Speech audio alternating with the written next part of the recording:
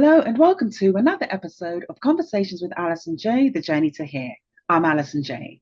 If you're new to the channel, please subscribe, like, and share. Today, I'll be speaking with Simon Wright. Simon is the managing director of the Honey Group, a company that he helped to create upon entering the legal sector in 2009. The Honey Group is one of the largest estate planning companies in England and Wales.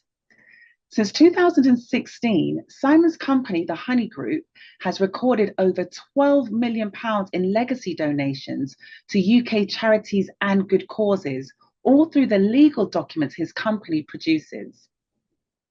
Simon previously chaired the board of his local church. During his tenure, he implemented financial, operational, and pastoral governance structures. He is currently the treasurer on the trustees board of his local church. Simon is passionate about supporting his local community, and he volunteers at a Young Offenders Institute and mentors several young people. In 2018, Simon took up running, and within 18 months, he had raced in the New York, London, and Berlin marathons. Simon used his running passion for helping raise thousands of pounds to support children's charities and help stock local food banks.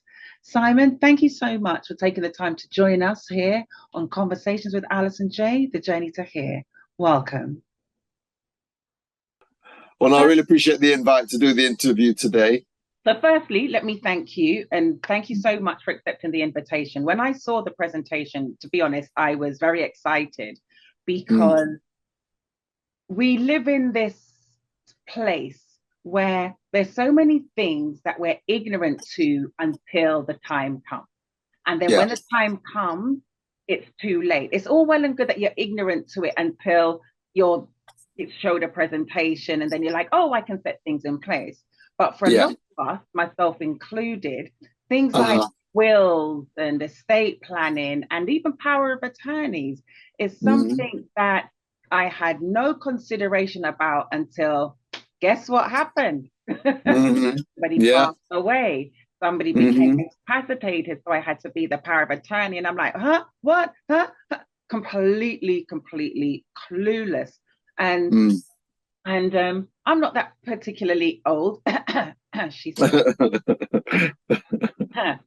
so yeah, not that particularly old, but it's something where there are some things in life you don't need to be old to know about. Because just because you're not old and you may not need it for yourself, I should stop saying old, because you know what? Nowadays, you don't need to be old to die. Has life taught us nothing, right? But especially these COVID times, as it taught us, if it's taught us anything, if we didn't know about it before.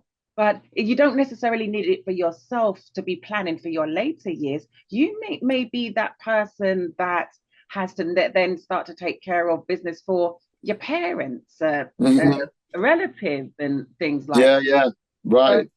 So I was really happy to see your presentation and see the work that you're doing, and also the fact that you were on there sharing that information, because it takes for people to bring you onto their platforms to spread the word and spread the awareness. So thank you so much for doing that. And pleasure. So Simon, thank you so much for agreeing to join us on Conversations with Alison Jaye, the journey to here. You did send ahead a presentation that I'm just going to share now, and then after that we'll just go into a few questions that I pulled out based on the presentation and what you do, if that's okay? Yeah, that's fine, no problem. Okay, thank you.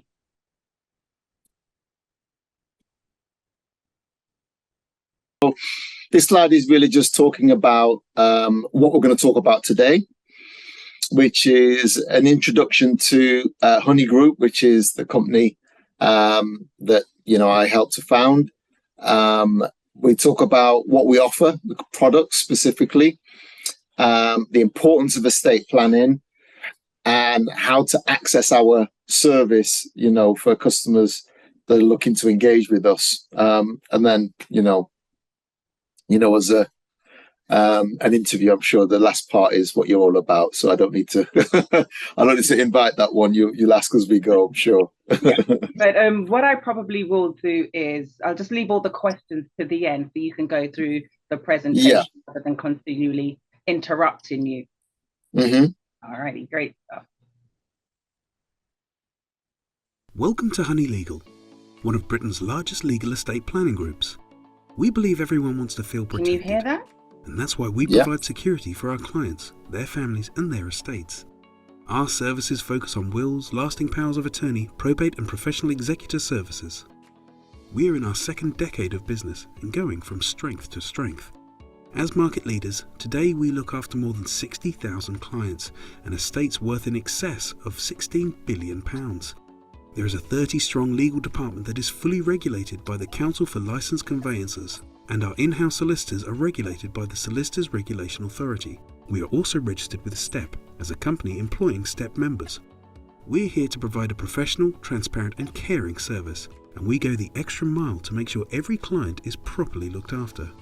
We're delighted that so many of our customers rate our services with 5 stars on Trustpilot. We're firm believers in doing the right thing, and even advise clients not to use our probate services for smaller estates, where probate fees would take a noticeable slice.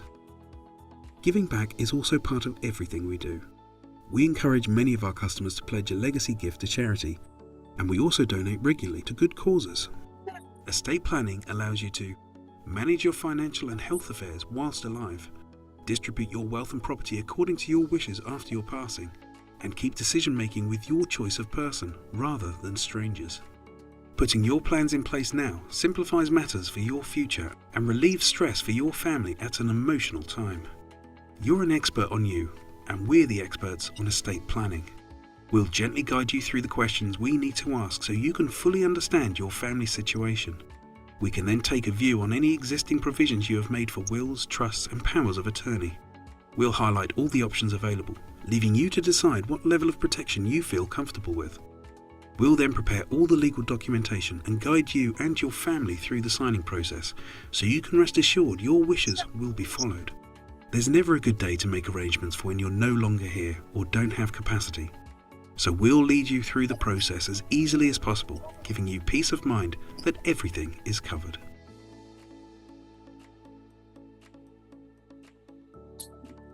So now, thank you, Simon. We've seen the presentation. So if you'd just like to talk us through now what the Honey Group does as we have these slides.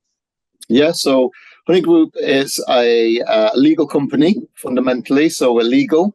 We have a team of solicitors, of paralegals, and we're quite proud that wills are not a regulated product in the UK. But as a company, we have chosen to be regulated so that we can just be over and above the standard for giving our customers that kind of protection and credibility that they need. So we are regulated by the Council for Licensed Conveyancers for our probate work. Our solicitors are all regulated by the Solicitor Regulators Authority, or the SRA. And obviously, customers do like the fact that, you know, one of our sister companies is also FCA registered, which is the Financial Conduct Authority, which regulate all financial companies in the UK as well. So in terms of due diligence, you know, in order to get them accreditations, we've had to jump through a few hoops. That gives customers that added peace of mind. And we specialize in wills, as you can see, last will and testament, some people refer to, will trusts, which are what we call enhanced wills. So they're a will with a little bit extra on top. We've got powers of attorney, or LPAs, and estate administration, or the kind of regular term that most people use is probate and intestacy. Okay, so dealing with after people have passed away. And obviously what our products actually do is help a lot of things, but, you know, we'll talk about that. But, you know, avoiding sideways disinheritance, in other words, ensuring that families' inheritances don't go somewhere that they, you know, let's say a parent didn't plan.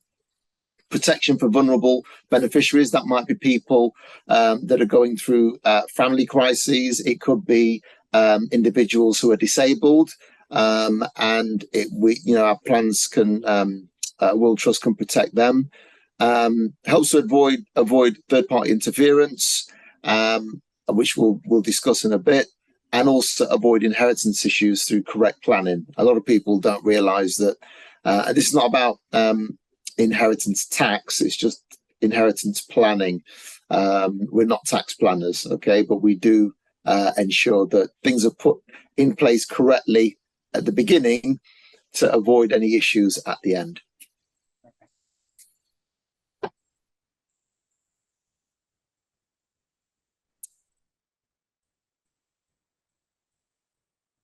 Wow, need for a will. On this slide, we've got what happens kind of without a will, what the issues that can crop up if you don't have a will. And as we can see, the very first one there is the government decides how your estate is distributed. And so what that basically means is that a lot of people don't realize that if you know, I there's a phrase that I used to use, and I forgot just until that moment that I used to use it. But Alison, what it is, we've got, you know, we talk about making a will. Yeah. In truth, everyone has got a will. Okay, interesting. Yeah, everyone's got a will. The thing is, because if you don't make one yourself, then the government has already made one for you. Okay. So I got it. you know what I mean? It's not true that people don't make it. There is that, you know, you've got a will. Everyone's got a will. Yeah, it's just that actually. Simon, I like that. That makes so much sense, though. Yeah. Yeah. Whether intentionally or by default. Yes. Yes. Someone has made a decision for you. Yeah. And so, yeah, the government will decide. In the case that you don't have a will, they'll decide where it goes. And oftentimes that won't necessarily be where you would like it to go as an individual. You won't be able to donate any of your estate to charities or other causes that you've got. You know, it's a massive income stream for a lot of charities, are legacies in wills. You know, a lot of the bigger charities will collect millions, tens of millions in. I know back in 3 years ago, I think one of the biggest cancer charities, I won't name them, in the UK, were taking in something like 60 million that year in legacy donations. So it is big. And of course, it will take longer to distribute assets and to close your estate without a will. Which is no good when people are grieving and have got all that stuff to deal with as well. Absolutely. God. So really just this cements, obviously, the practical terms. As I said, government decide what happens to your estate. There's no control over where or who receives what. You know, we've actually got some customers who've got 3 children. And let's say, you know, child number 1 is self-sufficient, child number 2 self-sufficient, but child number 3 needs some extra help. A lot of parents will give that third child money in their lifetime. But in order to be fair, they therefore on death will give a little bit more to number 1 and 2. So that everybody essentially has got the same amount. And obviously if that person did die without a will, then actually those 3 children would then get essentially equal shares, which is not what the parent intended. So there's no control over that.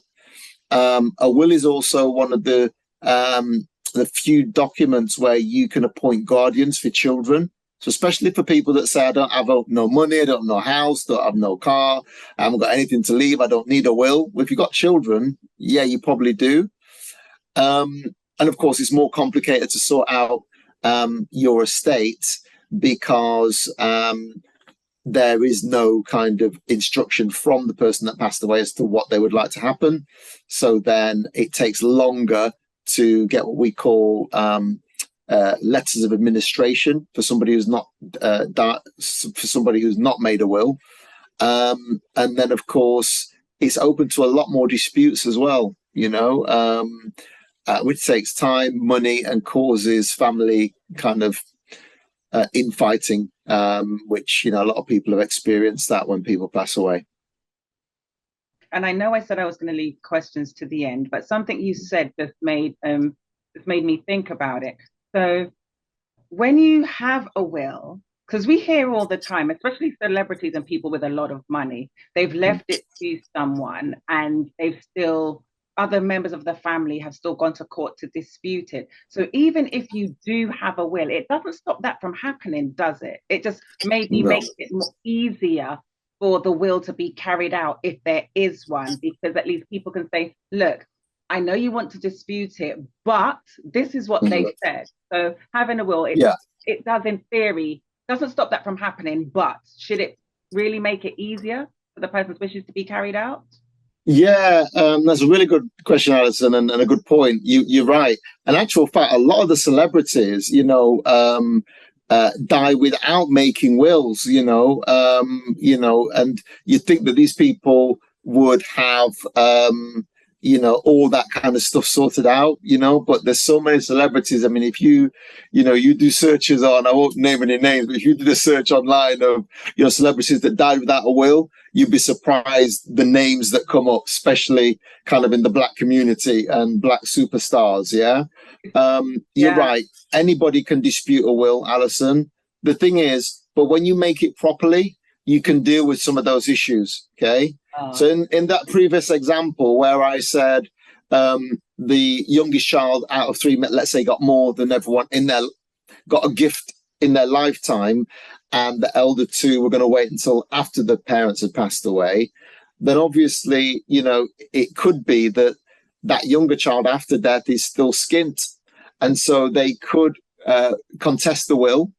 And as I said, if there was no will, then they would be entitled to an equal share. And if there was a will, then on the face of it, it wouldn't seem fair. However, when we make a will, we can also draw up other documents that come alongside the will. Letter of wishes is one of those particular documents. And this is a document that supports the will. So that it actually says the reason that I'm only giving to my first two children is because of this, and this. So that if that third child contests it and it went to court and the judge has got to decide, the judge will see that, yes, the will doesn't look fair on the face of it, but there was a very good reason as to why it was like that, which actually strengthens the will. So actually, again, the parents' wishes can be carried out. So if it's done in the right way, it could make things a lot easier, even under a dispute situation. Got you. Thank you. And to your point about celebrities, it's interesting. Yesterday, I was in the supermarket and I saw this. It was an amazing special edition done on Prince. And if my memory serves me right, he's one of them that died and didn't leave a will. And I just think in my mind, you're thinking, but come on, these people of a certain level, you would have thought that they've got accountants around them, all kinds of advisors around them to make sure these things are put in place. But unfortunately, we think we're invincible, and and it's not because we want to sound or be morbid.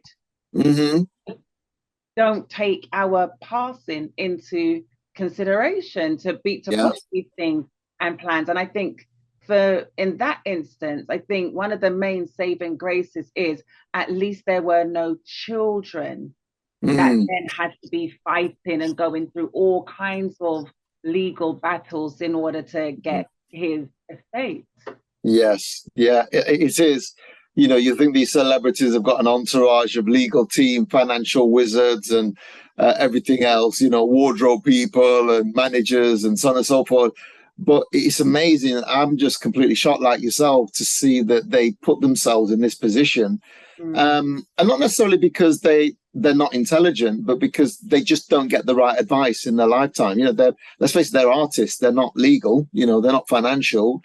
That should have been to somebody else. So it's always really kind of heartbreaking when you see them kind of situations. But as you said, thankfully no children, therefore less of impact. But again, there are a lot of cases where there are children and there are potentially those issues. Yeah. So thank you. And as I've been asking questions in the middle, I may as well just continue, right? Was that game show I started, so I'll finish. In for a penny. So, because I mentioned in the previous slide, you mentioned about the government getting, or just making the decision for you on how your assets or anything you leave behind is then distributed.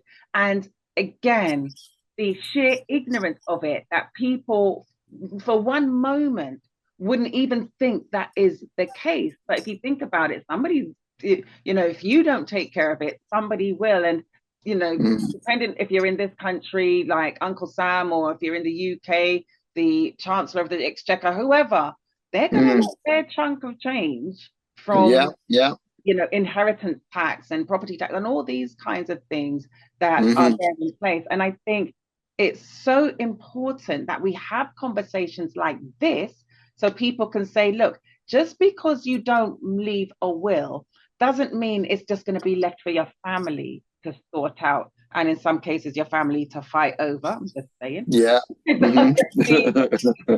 Left for your family to take care of. No, there's a whole process, a whole thing, a whole bureaucratic process for it to go through. And you'd be surprised. Like, I was speaking to a young lady last year, in fact, and her father passed away.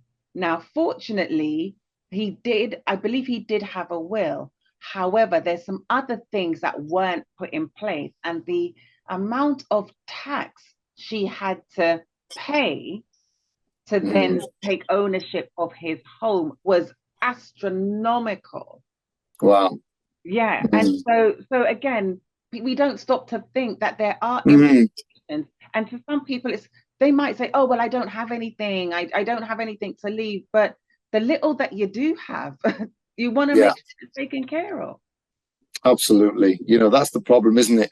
Some people think that, wills are for multi-millionaires or billionaires. And actually, I've just got a two-down house and, I'm nothing special. But the reality is, as you said, if you want to protect it properly, then, make a will. And it's so simple, so simple. It's too easy not to do, if that makes sense. Yeah, 100%. It really is. And so we'll move on to the next slide. Okay, yeah. So on this slide, we're talking now about what we call enhanced wills.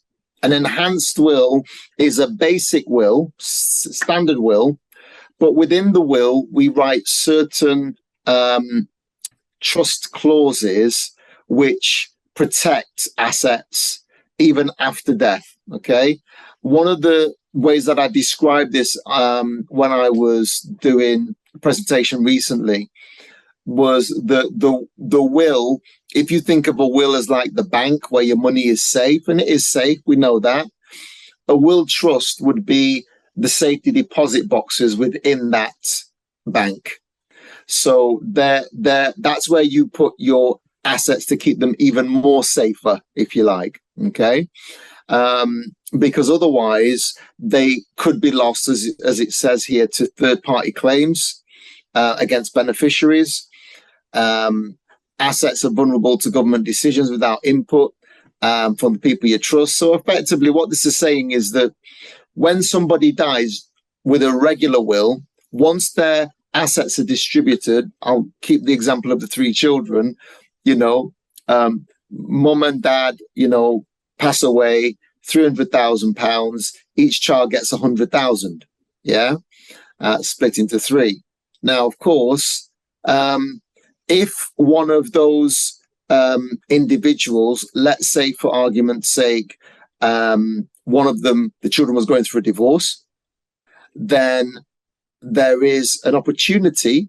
Now they've got an extra 100,000 they never had for their ex-spouse to now have a go at that money. It could be that they have got serious debts. Again, if they come into that money, they're now able to be exposed, and that money not necessarily do the things that the family or the parents wanted to do. Now those creditors have got access to it. And certainly in this country, I'm sure it's similar or maybe different in the US, I don't know. In the UK, where we have people that are claiming benefits from the state, a lot of the benefits are what we call means tested. So they'll look and see what means you've got and what assets you've got. And of course, if you suddenly come into £100,000, all of your benefits will kind of stop and cease. Now, some would say, well, they should cease if you've got £100,000. But a lot of people have got complicated needs. They've got carers, they're coming in and out, and just having money doesn't actually help to resolve all of that, because they oftentimes don't have the wherewithal to manage the money to make sure it goes to where it needs to go. So they do need that state support, not just to provide services, but to organize it for them as well. So that's what it talks about, claims, third-party claims against your estate. Now, when you've got a will trust, after the person dies, the money doesn't necessarily go straight to the beneficiaries, the 3 children. It stays in the safety deposit box until what we call the trustees, people that we trust. That could be the company, or it could be other family members that the parents have said, I want you to kind of manage this on their behalf, kind of thing. And they can then arrange for that money to be used as and when they need it, but without putting all of it out there all at the same time. So it gives a lot more flexibility, but it doesn't go into the children's estates. So it's still protected even after death. So that's what we say, that, covering the, points 3 and 4 about state welfare benefits and beneficiaries who've got financial issues. Again, having a trust just keeps it locked away even after death, whereas a regular will, as soon as a person dies, the bank account's closed down and the money goes out. And if it goes into somebody else's coffers, they're not liable for that, with everything that's entailed with things like that. Got you. Good to know. Thank you. So yeah, this slide is really just re-cementing the previous points. Your assets could be bargained over in divorce proceedings. If the money comes in at a time when actually somebody's going through marital issues. Vulnerable beneficiaries could have their benefits stopped, as I've said. And the home could be used to fund. Now, this is the other one that I didn't mention, was that when you say to fund an addiction, debt collection, or give your family a tax headache. Well, you've mentioned the story about tax headaches already, so I won't go there because that's one. But a lot of children, we've got, tens of thousands of customers that we've done wills for. And there's a percentage of those who have got children who've got either drug addiction problems or gambling problems. And it's well known, it's well documented, and the parents know there's a problem. Of course, if you give, £100,000 to a drug addict, then the parent knows they probably won't be living much longer than the parents after that. They'll just kind of, same with the gambling. Everything they've worked hard for goes to somebody with a gambling addiction. And before you know it, it could be problems. Yeah, gosh. There's so many things to take into consideration that you just wouldn't even think of without this kind of help. Yeah, absolutely. And the reality is, Alison, is that a lot of people, when they don't, you think that these stories are just so disparate, but they affect so many people and so many situations, even within the kind of a church organization, that you wouldn't believe. You know what? To be honest, I think I would believe it. Good. I think I really would believe it. Because if you think about it culturally, a lot of them coming from the West Indies and Africa, this is not something that we even would have stopped to think about, Yeah, agreed. All the things that you just don't consider or take into consideration. So, and it's really true what they say, right? Knowledge is key. It really is. Yeah. Absolutely. So next slide. Excellent. Yeah, so on this side, Alison, this slide is talking about the need for the lasting power of attorney. And really on this slide, we're really talking about the consequences of not having a power of attorney. First of all, if a couple have any joint accounts and one of those couples lose mental capacity, then the joint accounts or any account with their names on is frozen. So, we've got individuals, let's say a husband or wife, whereby the wife is, say, fit and well, the husband loses capacity. But if, let's say, all they've got is joint accounts, then the state will freeze them. And as a result, the wife won't have access to those accounts. Now, listen, the reality is I know that they'll have a bank card and they'll know the PIN number. Mm-hmm. But the reality is that the wife will actually be breaking the law by going down there and taking money out without consent, okay, and without a power of attorney. Okay, so when it's found out, ultimately, there'll be an issue. We've also got the government, in order to keep an eye on this, paying GP doctors to report any of their patients who lose capacity, so that it puts it on the radar, so that the social services can get in there before any money starts getting taken out and jump in the situation. So they're trying to get it right at the earliest point, and generally a GP or a hospital would be the first place somebody would be diagnosed with having lost capacity. Okay. So there is that. Of course, cost of living, inflation is a big thing at the moment, and renegotiating mortgage terms as and when they come out. Well, you can't do that for somebody who's lost capacity. If it's a joint mortgage, then you're going to need their signature. You can't get their signature if they don't have the capacity to sign it. So again, with a power of attorney, it can be signed on their behalf. Without a power of attorney, literally, if let's say a fixed mortgage rate ends and the rate shoots up, then the kind of spouse who is fit and well won't be able to renegotiate them terms. And so they could be stuck in a situation where they're paying extortionate amounts of mortgage. Same with loans, same with credit cards, no renegotiation at all without a power of attorney for the person who's lost capacity. And of course, social services, Alison, make all the decisions. They will allow you to get money.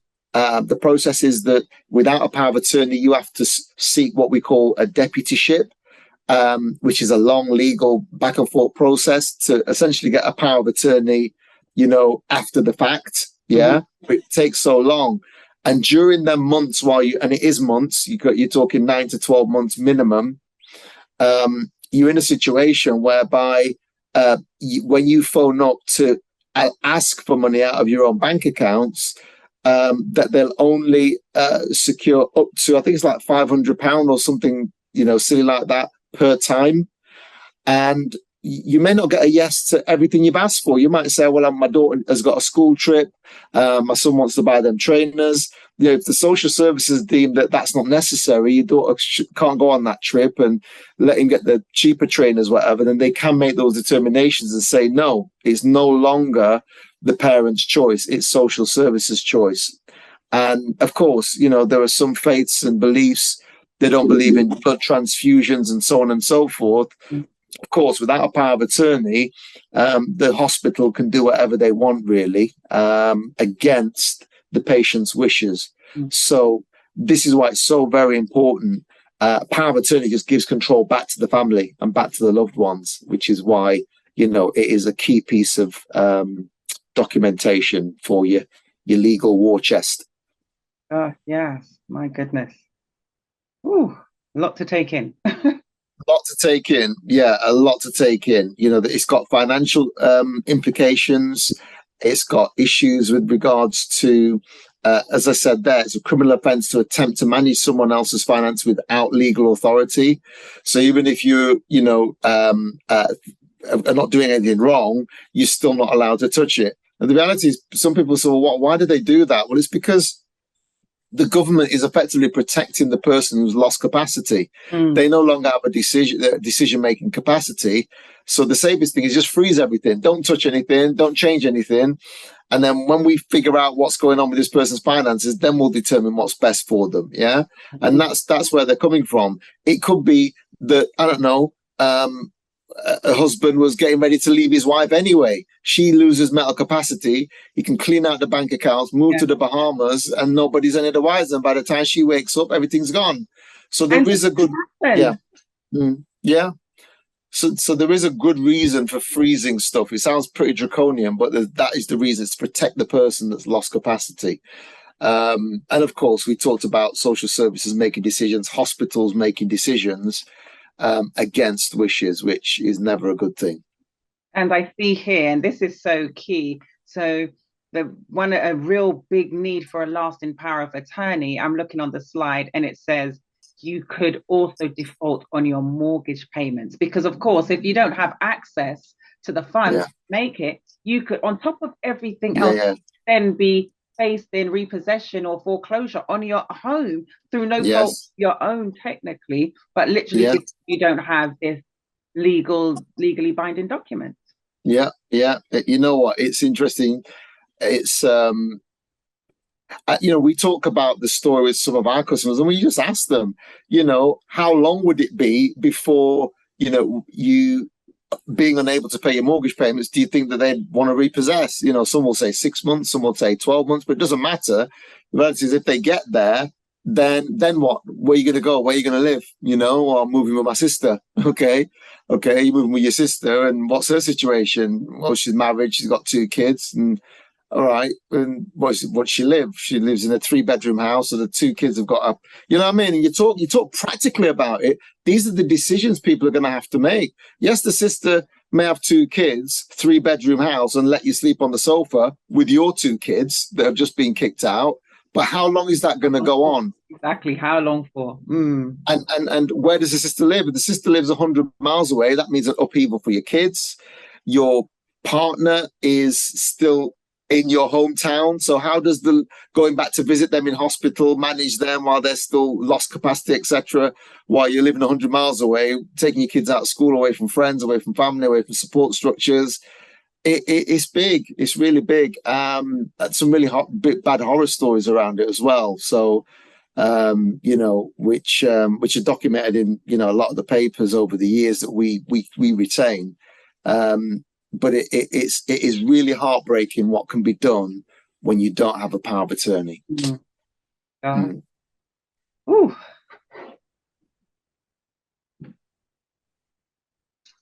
So, okay. I think this is kind of coming towards the end of the presentation. Here we're talking about probate. Probate is that legal process that basically winds somebody's estate up after they pass away.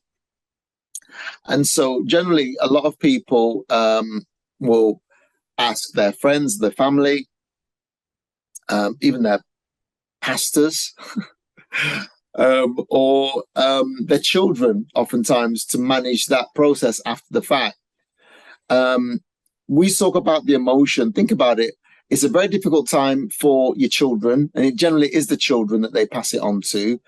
And then to put them through all the logistics of dealing with the tax, HMRC, and the tax, dealing with the creditors, dealing with the closing the bank accounts, dealing with the funeral costs, dealing with the utility payments, dealing with everything that is attached to a life, and then having to wind it up and shut it down.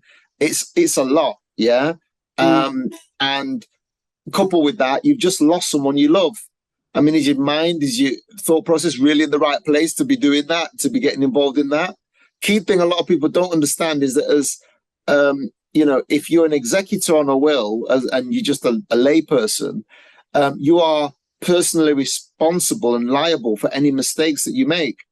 So if, for argument's sake, I am a executor for a loved one, and I work their fill out the tax forms and send them off, if 5 years down the line, the tax people realize I made an error, they will come back to me, not the estate, and they will fine me, and the interest for that mistake over that 5 years, they'll add on, and I am personally responsible for that.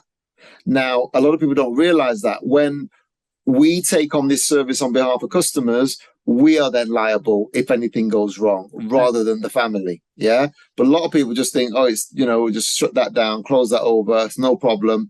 But they just don't realize that actually, if they make errors, it's not coming out the estate, it's coming out of your own pocket. And I'm seeing the 20 years there. I'm like, yeah, no, I'm good, thanks though. Yeah, yeah, yeah, yeah. Liable for anything up to 20 years afterwards. Mm, That's a lot. And then it also says here the time. mm, Let me see. Oh, whew, Jesus. So Jesus. because and the reason that I know it takes a lot of time is so Mm, when my grandmother passed, she didn't have a will. mm, And then fast forward a few years later, I became the sole power of attorney for an incapacitated family member. mm, At the time, I think I started certain things in March of 2019. We're now in mm. September of 2022, and there's some aspects of it I'm still having to deal with. So on Yes. the side, when it says the time, we all have our Yeah. own day lives to run. The amount of times I've had to say to them, like, I have a life, right? I have a job, Mm, right? I have other things to do, right? Because yeah. and this is the companies that I'm dealing with and that going back and forth. I have to explain to them, I'm like, okay, this is not what I do full time.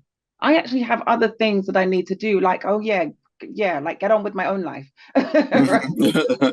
And to that point, it does take years to Yeah. sort things out. And this isn't, I mean, he's not passed away. It's just after Mm, me being made his power of attorney and having to take mhm. care of things. But yeah, these Yeah. I can safely say these things are so time consuming and Mm. draining. Yeah, they are. You know, I was just saying to one of the people in our probate department, I think last week or the week before, because they were talking about the average time it takes us to complete an estate. And it used to be like 12 months, but it's coming down to like 9. But remember, this is 9, even if we say 12 months, this is for a full-time professional working 9 to 5, 5 days a week on that file, On one and it's person's file. right, and it's still taking 9 to 12 months to get wound up. Now that's their job. You start giving it to other family members who've, like you said, got a life and other things to do. You can add the time on top. There you go. There you go. 3.5 years later. Yeah, yeah, yeah. That's it. Not unusual. That is that. Mm, Yeah, so I can safely attest to that. The time it takes. Things take time. The wheels of yeah, justice and those kind of things run very, very slowly. exactly, exactly. It does, and a lot of stuff needs chasing over and over again. And of course, we're in a situation where we can do that, and we do have an admin team that can pick the phone up and stay on hold for 45 minutes, an hour, just to get an answer. But regular people with jobs, it's tough. Yeah, exactly. And honestly, and Mm. especially when you have to be on the phone and you're holding and people are just for want of a better, sometimes you just think, are these people just doing it on purpose, just having me here holding in vain ever and ever and ever? Because sometimes you can be on hold for a long time and then and then It's true. one of my favorite things is after you've been on hold for so long and then they put you through and they say, oh, you need a different department. You're like, wait, what now? Wow, wow, wow. Just what you don't want to hear. Right? It's literally the thing that you do not want to hear. And you Right. just have to breathe and then go through the whole thing again, or pray and hope that you haven't been disconnected in the meantime, and all kinds of weird and wonderful stuff, that goes in. Exactly. And I don't think people for a moment have any clue. And again, Mm, a lot of it is just by you. Unfortunately, you find some of these things out by sheer accident mm, because yeah. unfortunately it's come down to it that if you're now having to deal with it because like I said, my grandmother passed away in 2016, I believe it was. And I never thought about a will before that because as far as I'm concerned, Mm. look, I'm young. I've got 1,000,000 years ahead of me to live. Why do I a will like psh. And then she passed away. And then, as I was mentioning about families fighting over things. Fortunately, it wasn't the case when my family fought over anything, because they were just the kind, it's just the kind of family just like, yeah, whatever it it's is. what it is. Yeah, but then seeing that it could have gone a very different way, and not only that, hearing cases of a friend of mine whose mother unfortunately passed away from COVID, and what he had to go through with family members and the fighting and the arguing, and in my head I'm just thinking, who's got time for all of that? Like literally time for all of that. And then again, my own experience with being a power of attorney, it's like, oh my, it's exhausting. It is, yeah. And it's expensive. It's expensive. Not good. It's not good. Honestly, it really isn't. So I'm just grateful for companies like yours that I wish I knew of 3.5 years ago, Simon. Yeah. Wish I'd known. Like, thank you so much. Where have you guys been, Simon? I know. Well, we were here 3.5 years ago, just so you know. Okay, thanks. I know. But it's. I think it really goes to your point around just awareness. People just don't have that awareness. We talk about 65% of people not having a will. We talk about up to just a few years ago, it was 99% of people didn't have a power of attorney. 99%, only 1% of people had power of attorney in the UK. So it's a massive market. But when you look at the consequences we've spoken about today, it is so worth it. And certainly in, the Black community, I think those statistics are probably worse.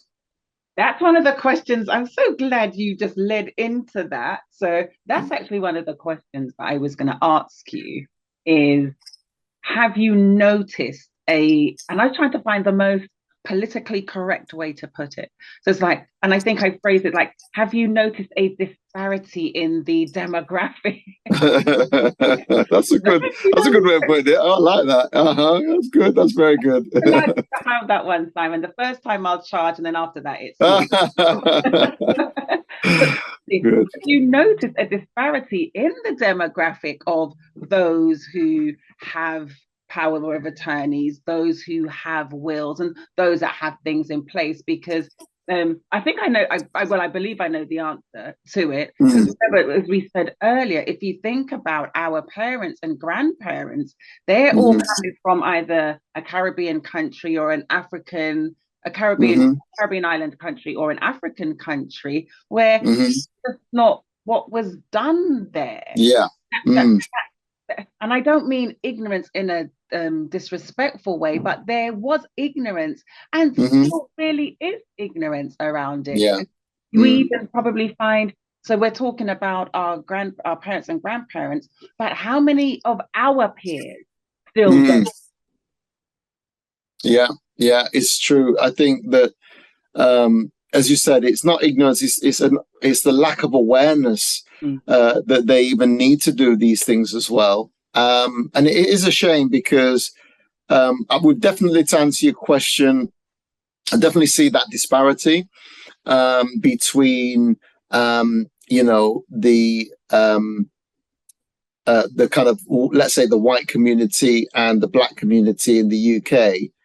But what I would say is that certainly in the networks where people of color are then starting to be made aware of these products, there is an interest. It's not a case of we don't want to know, go away. When we actually open the door on this stuff, they are very interested in actually engaging and dealing with it. But no, parents, grandparents, I get that. Some of them really don't think about these things for the first time until they're sometimes in their late 60s, 70s or 80s, which is better late than never. But it just goes to show that actually, we've got people that are in their 30s and 40s doing their wills, doing their powers of attorney, and then kind of sitting on them for the next 40 years. If nothing changes, then they don't need to redo their will or their powers of attorney. They could just sit on them, till they're 80. But some of the people of color, they're not making their first documents until they're in their 80s, Of course, anything can happen before. If they get to that point and can make it, great, but not everybody's that fortunate. Yeah, and it's also a case of when you say some people make it and if nothing changes, but I can't see anything not changing in your life for 40 years. And if nothing changes in your life for 40 years, get a life. No, but you know, because things are going to change, aren't they? Yeah, of course, yeah.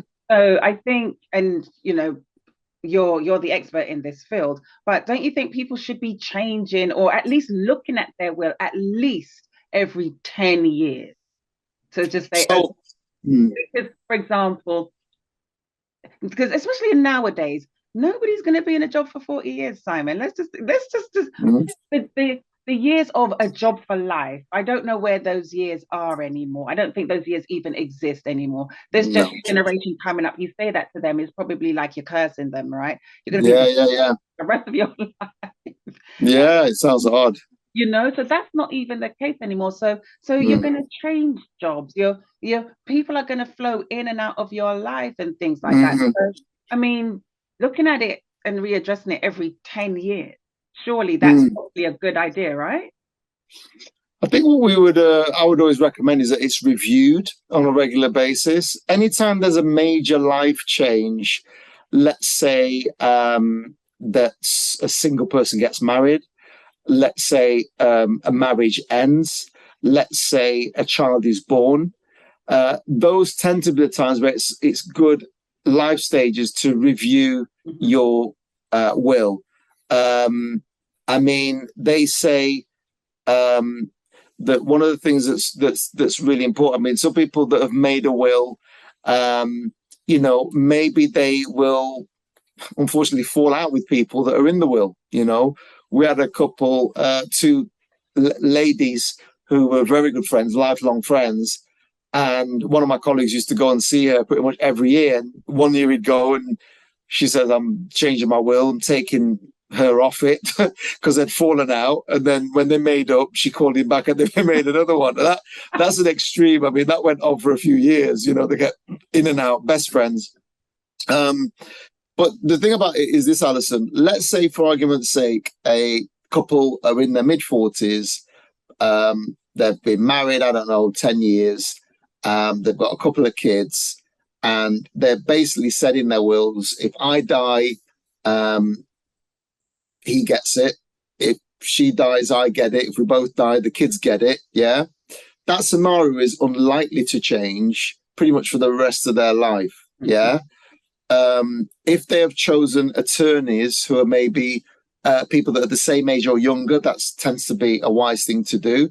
Then again, as long as they don't fall out with them and they've still got the trust of those people and they're still local and near to them, they may not actually need to be changed for a very, very long time. So there are occasions, but we'd always say, you know, review this stuff.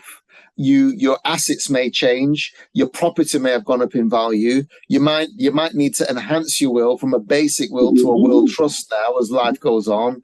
So yeah, I mean, the 10-year rule that you say, if there's no life change, major life change that happens, that's probably a good thing to do and to actually review. Is there a need to change the scenario, or can we leave things as they are? Yeah, exactly. Because you were saying like life changes. So after my grandmother passed and I got to more understanding of she didn't have a will and certain things that came out made me think. And I remember I called my mum and her baby sister and I'm like, you all better make a will. Like, you make a will. Because at the time I was still living in London and my grandma was here in the US and she passed. And I'm like, you all need to make a will. And I remember researching it and looking at it online. And at the time, what people wanted to charge for a will, I'm like, yeah, no, I'll figure it out. So I got the template and I done it and made it for both of them. So as I said, my grandmother passed in 2006. Things have changed in both of their lives since then. And so I said to them, and funnily enough, it was actually earlier this year, I did all of our wills all over again. Oh, wow. Oh gosh, yeah, because things have, I mean, since 2006 and 2022, what was changed in all three of us. Because when I made my first will, I was single. I got married, made another will, got divorced, quickly made another will. Yeah, good idea. Very quickly made another will. Yeah. Yeah, but no, no. Yeah. No, it's true. I know that is very important. Yeah, but you just had those live events. They happen, and that is the time to get your house in order. We had, bizarrely enough, we had, just to give you an example why you've done the right thing.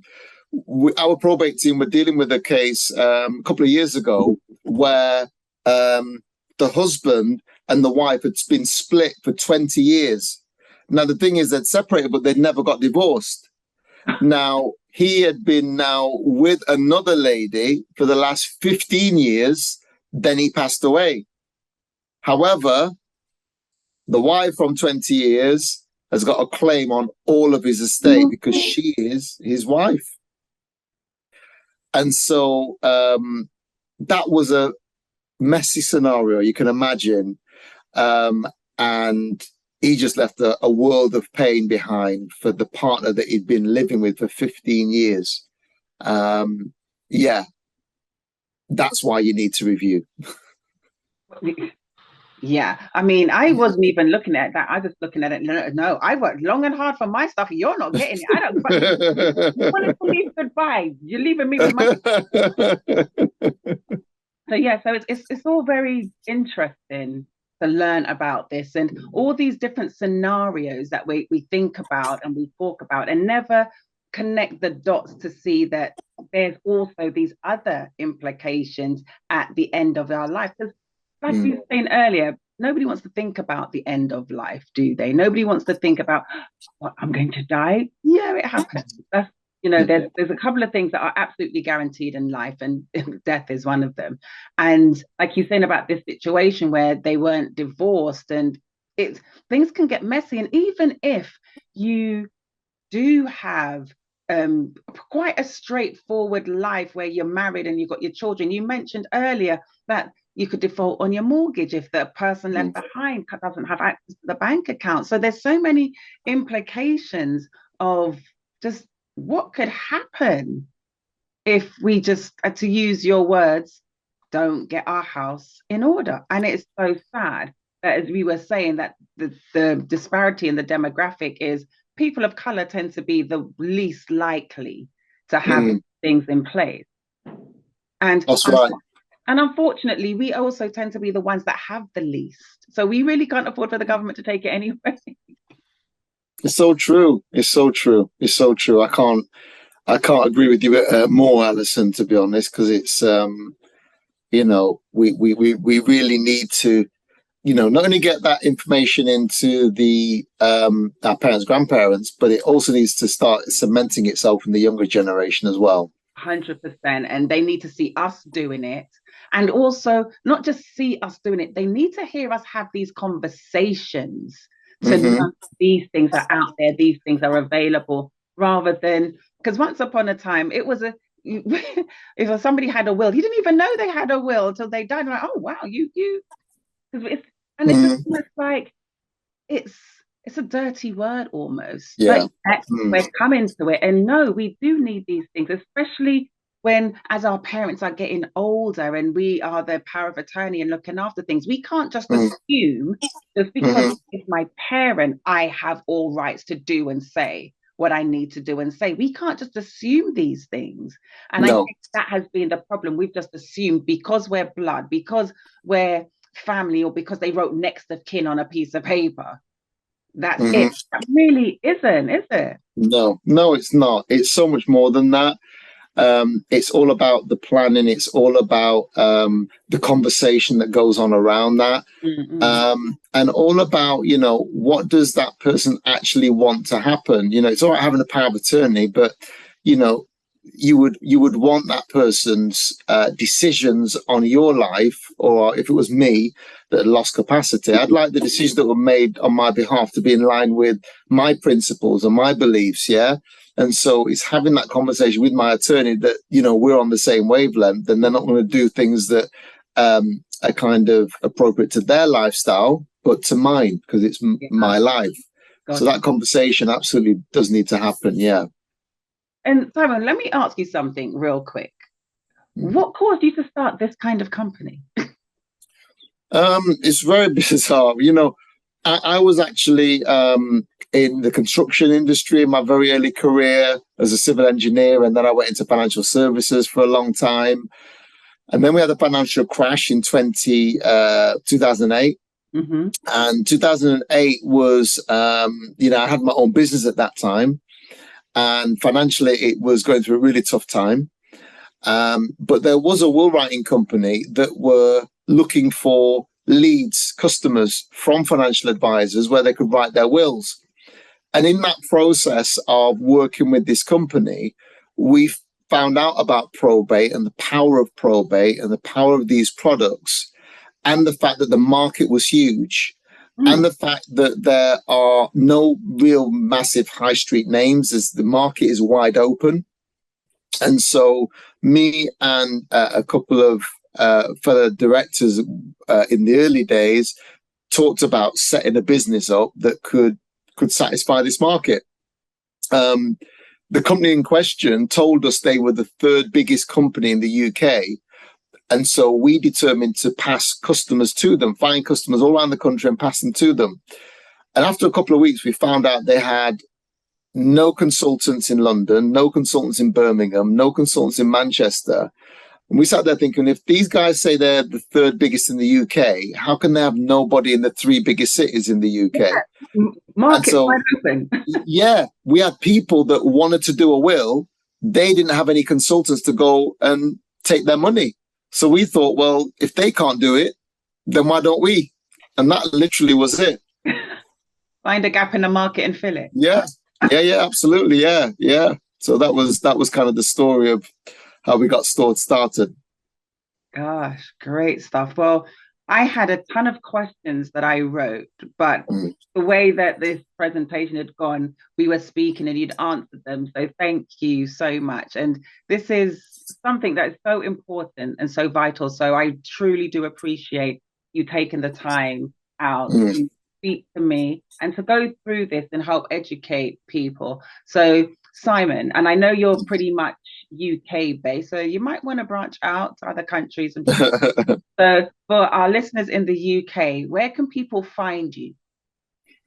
Well, they can find us in various arenas around the UK. Ultimately, our best starting point is our website.